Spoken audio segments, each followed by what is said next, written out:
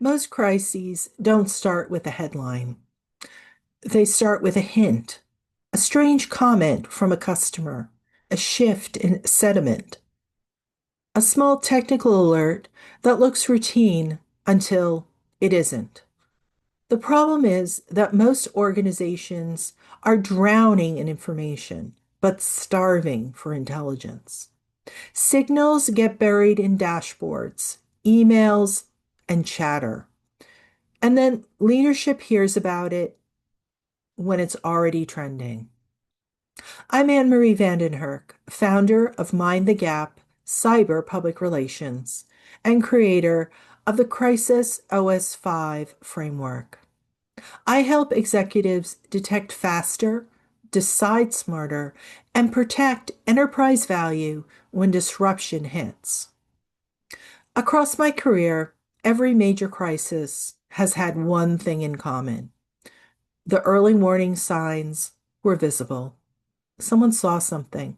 Someone flagged something. Someone felt something. But the signals never connected in time. That's what this episode's about. Moving from noise to signal so you can see the crisis before it becomes one. Because early detection buys you time. And in the first 20 minutes, time is your competitive advantage. Let's start with the truth. Organizations don't lack data. They lack pattern recognition. And the reason's simple. Everyone is looking at their own slice of the world. Security sees alerts. Communication sees chatter. Legal sees risk. And IT sees systems. But no one sees the whole picture until it's too late. So, how do you shift from noise to signal? It starts with three practices high performing leadership teams use every day. And none of them require new tools, just new habits. First, listen beyond your silo.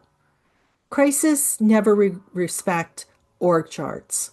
Your social monitoring, your threat intel, and your internal communications can't operate as a separate universe. Signals only make sense when you connect them. So the question isn't, do we monitor? The question is, does anyone integrate what we monitor? Second, what's the what's different today? Most crisis begins as anomalies, not explosions. A new audience shows up. A stakeholder goes quiet. A system behaves oddly. A message gets shared in a way you didn't expect. Detection is less about prediction and more about noticing what has changed. Third, treat weak signals like drills. You don't need certainty to act, you need curiosity. When something looks off, run a 10-minute alignment check. Get security, legal, and communications on the same line and ask one question. Does this matter? Even if the answer is no, you're building the muscle memory for when the answer is yes. Here's the business reality. Organizations that detect early reduce response time by hours, hours that prevent revenue loss, regulatory exposure, and reputational damage.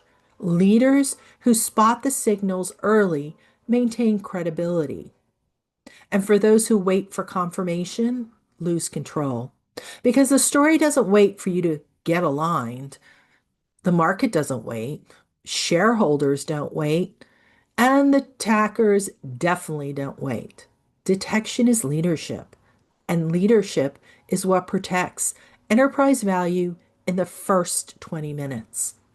If you want to understand your own readiness, I've created a rapid response checklist. It's a simple 5-question audit that helps you uncover your early warning gaps.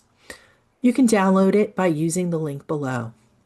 In the next episode, we'll talk about how AI and synthetic media are rewriting the rules of detection and why your current processes may already be outdated. Subscribe so you don't miss it. And remember, noise is constant, signal is intentional, and leadership is what turns early signs into early action. So stay sharp, stay steady, and stay ready.